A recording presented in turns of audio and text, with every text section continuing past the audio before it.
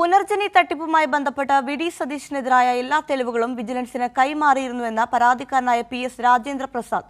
എന്നാൽ ഭരണം മാറിയതോടെ മുഖ്യമന്ത്രി വി.ഡി. സതീശനെ സംരക്ഷിക്കാനാണ് ശ്രമം നടക്കുന്നതെന്നും മുൻ യൂത്ത് കോൺഗ്രസ് നേതാവ് കൂടിയായ രാജേന്ദ്ര പ്രസാദ് ആരോപിച്ചു. കഴിഞ്ഞ സർക്കാരിന്റെ കാലത്ത് പുനർജനി തട്ടിപ്പിനെക്കുറിച്ച് നടത്തിയ അന്വേഷണത്തിൽ കോടിക്കണക്കിന് രൂപയുടെ അഴിമതി കണ്ടെത്തി വിജിലൻസ് CBI അന്വേഷണത്തിന് ശുപാർശ ചെയ്തിരുന്നതായും രാജേന്ദ്ര പ്രസാദ് ചൂണ്ടിക്കാട്ടി.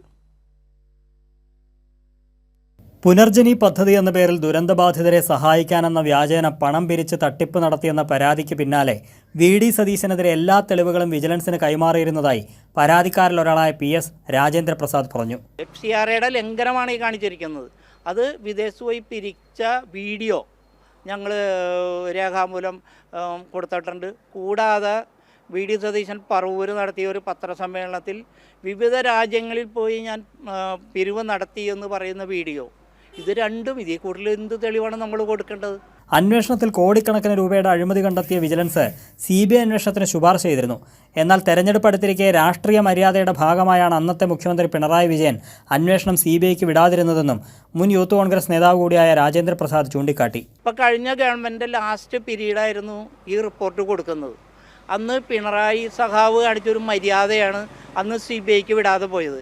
കാരണം ഒരു ഇലക്ഷൻ്റെ മുഖാമുഖം നിൽക്കുമ്പോൾ ഒരു വിജിലൻസ് കൊടുത്തൊരു റിപ്പോർട്ട് അനുസരിച്ച് അത് CBIക്ക് വിടാൻ അദ്ദേഹം അന്ന് തീരുമാനം എടുക്കുകയാണെങ്കിൽ അത് രാഷ്ട്രീയമായിട്ട്, അപ്പോൾ അദ്ദേഹം അത് അടുത്ത ഗവൺമെൻറ് വന്നിട്ട് തീരുമാനം എടുക്കട്ടെ എന്ന് കരുതിയാണ് പെൻഡിങ്ങിൽ വെച്ചത്. അപ്പോൾ ഈ ഗവൺമെൻറ്റിൻ്റെ ഉത്തരവാദിത്വം തിരുവനന്തപുരത്തെ വിജിലൻസ് റിപ്പോർട്ട് അനുസരിച്ച് CBIക്ക് വിടുക എന്നുള്ളതാണ്.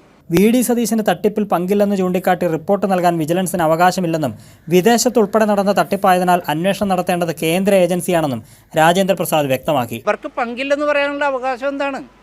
കേരളത്തിലെ വിജിലൻസിന് ഇതിൽ സതീശന് പങ്കില്ല എന്ന് പറയാൻ ഇത് വിദേശത്ത് നടന്നൊരു സംഭവമല്ലേ? അപ്പോൾ വിദേശത്ത് വി.ഡി. സതീശൻ്റെ അന്നത്തെ യാത്ര, ആ യാത്രയെക്കുറിച്ച് അറിയാനായിട്ട് അദ്ദേഹത്തിൻ്റെ അന്നത്തെ പാസ്പോർട്ട് പിടിച്ചു വെച്ച് എവിടെയൊക്കെ പോയി എന്ന് അന്വേഷിച്ച് എവിടെയൊക്കെ ആ കിട്ടിയ ഫണ്ട് എവിടെയൊക്കെ ഇൻവെസ്റ്റ് ചെയ്തു എന്നൊക്കെ അന്വേഷിക്കണ്ടേ? ആ ഫണ്ട് എന്ത് ചെയ്തു എന്നറിയണ്ടേ? കൈരളി ന്യൂസ്, കൊച്ചി.